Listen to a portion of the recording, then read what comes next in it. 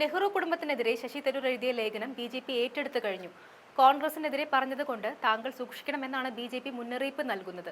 രാഹുൽ ഗാന്ധി അടക്കമുള്ള ആ കുടുംബം വളരെ പ്രതികാര ബുദ്ധിയുള്ളവരാണ്. അതുകൊണ്ട് വലിയ തിരിച്ചടികൾ ഉണ്ടാകുമെന്നാണ് ബി.ജെ.പി. ഓർമ്മിപ്പിക്കുന്നത്. രാഹുൽ ഗാന്ധി അടക്കമുള്ള നേതാക്കൾക്കെതിരെ ഇതിനു മുൻപും തരൂർ പറഞ്ഞിട്ടുണ്ട്.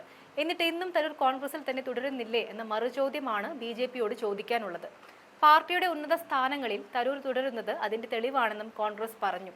ഒക്ടോബർ 31-ന് പ്രൊജക്ട് സിൻഡിക്കേറ്റിൽ പ്രസിദ്ധീകരിച്ച ഇന്ത്യൻ രാഷ്ട്രീയം ഒരു കുടുംബ ബിസിനസ്സാണ് എന്ന ലേഖനമാണ് ബി.ജെ.പി. ബീഹാർ തെരഞ്ഞെടുപ്പ് വേളയിൽ ഉപയോഗിക്കുന്നത്. ഇന്ത്യൻ രാഷ്ട്രീയം എങ്ങനെ ഒരു കുടുംബ ബിസിനസ്സായി മാറിയെന്നതിനെക്കുറിച്ച് ഡോക്ടർ ശശി തരൂർ എഴുതിയ വളരെ ഉൾക്കാഴ്ചയുള്ള ഒരു ലേഖനം.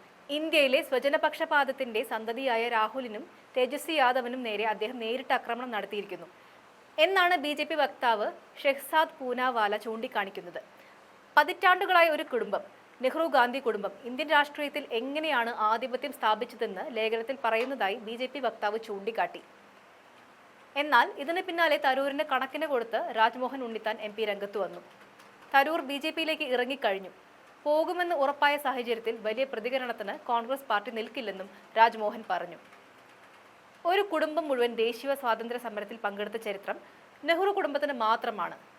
CPM-നെയും ബി.ജെ.പിയെയും ഒന്ന് തൊട്ടുപോലും നോക്കാതെ കോൺഗ്രസിന് കണക്കിന് വിമർശിക്കുന്ന തരൂരിന്റെ നിലപാട് അംഗീകരിക്കാൻ സാധിക്കില്ല. കോൺഗ്രസിലിരുന്ന് അതിന്റെ സകല സൗഭാഗ്യങ്ങളും അനുഭവിച്ച വ്യക്തിയാണ് തരൂർ. നെഹ്റു കുടുംബത്തിനെ തരൂർ ആക്രമിക്കുന്നത് ഒരു കോൺഗ്രസുകാരനും സഹിക്കില്ല. സകല അതിർവരമ്പുകളും തരൂർ ലംഘിച്ചിരിക്കുകയാണെന്നും രാജ്മോഹൻ ഉണ്ണിത്താൻ പറഞ്ഞു. ലേഖനത്തോട് കോൺഗ്രസ് പാർട്ടി ഇതുവരെ പ്രതികരിച്ചിട്ടില്ല. വിദേശ നയം, ദേശീയ സുരക്ഷ തുടങ്ങിയ വിഷയങ്ങളിൽ പാർട്ടി നിലപാടുകളിൽ നിന്ന് വ്യത്യസ്തമായി തരൂർ നിലപാട് എടുത്തിരിക്കുന്നു. പ്രധാനമന്ത്രി നരേന്ദ്രമോദിക്ക് അനുകൂലമായി ഇടയ്ക്ക് തരൂർ പ്രസ്താവനകൾ പുറപ്പെടുവിച്ചിട്ടുണ്ടെങ്കിലും പാർട്ടി ഇതുവരെ അദ്ദേഹത്തിനെതിരെ സംസാരിച്ചിട്ടില്ല എന്നതാണ് സത്യം. ഇതിനിടെയാണ് തരൂർ വീണ്ടും പാർട്ടിയെ വെട്ടിലാക്കുന്ന ലേഖനവുമായി രംഗത്ത് വന്നത്. തരൂരിന്റെ അഭിപ്രായ പ്രകടനത്തിനെതിരെ അച്ചടക്ക നടപടി കൈക്കൊള്ളണമെന്ന് ഹൈക്കമാൻഡിനോട് ആവശ്യപ്പെട്ട് ഒരു വിഭാഗം നേതാക്കൾ രംഗത്തും വന്നിട്ടുണ്ട്. കുടുംബവാഴ്ച രാഷ്ട്രീയത്തെ ഇന്ത്യൻ ജനാധിപത്യത്തിന് ഗുരുതരമായ ഭീഷണിയെന്ന് വിശേഷിപ്പിക്കുകയും അത് രാഷ്ട്രീയ നേതൃത്വം പാരമ്പര്യമായി ലഭിക്കാവുന്ന ഒന്നാണെന്ന് ജനങ്ങളെ വിശ്വസിപ്പിച്ചതായും തരൂർ ലേഖനത്തിൽ പറയുന്നുണ്ട്.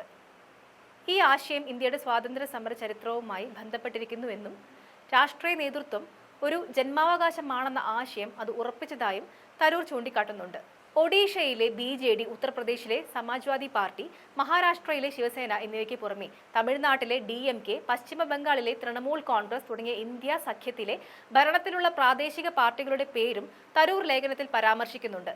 കുടുംബവാഴ്ചയ്ക്ക് പകരം യോഗ്യത മാനദണ്ഡമാക്കാൻ ഇന്ത്യക്ക് സമയമായെന്ന് ശശി തരൂർ ചൂണ്ടിക്കാട്ടിയിരുന്നു.